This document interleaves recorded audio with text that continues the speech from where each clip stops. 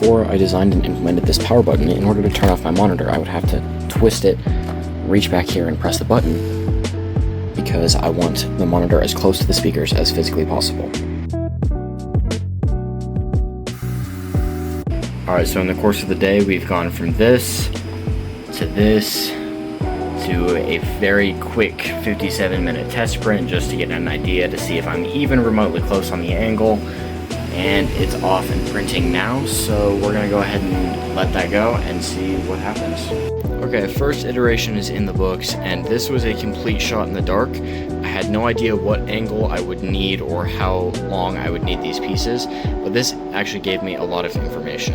If I go ahead and turn my monitor around and put this in place, you can see that this sits nicely right where I want it to, and this goes here, and it's pretty close, and this section needs to be a little bit longer, so I'm going to fix that in attempt number 2 and see how much closer we can get.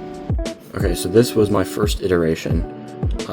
This section is too small, so in version 2 I made it significantly longer, but this actually ended up being a little bit too long, so I just ran off version 3, and I added a pin here, which interfaces with this little push bar here that actually will hit into the button.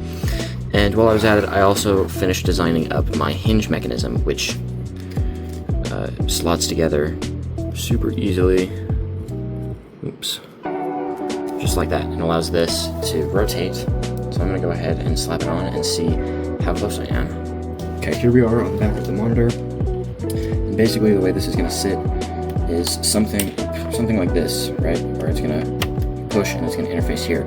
And so I think what I'm going to have to do is, since this is sloped, I'm going to have to adjust my push bar to kind of match this contour, because otherwise it's not actually going to sit and push here, unless I were to use some sort of adhesive to actually physically attach the push bar onto the back of the button. So I think I'm going to have to rework that a little bit.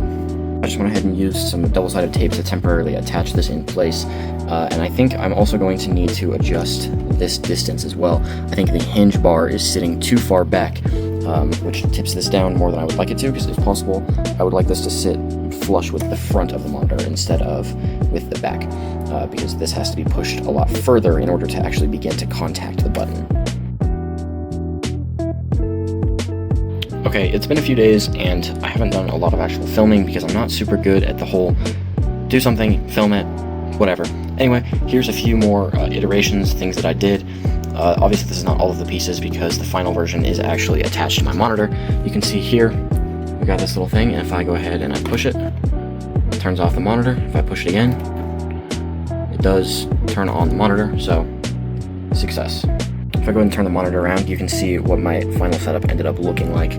I did go ahead and stick the lever arm on here with the same double-sided mounting tape that I used. It's just some 3M stuff, and that allows it to stay consistent because there's not a ton of travel.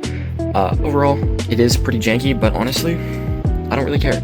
This is an idea that I had, and I went ahead and I created it from start to finish.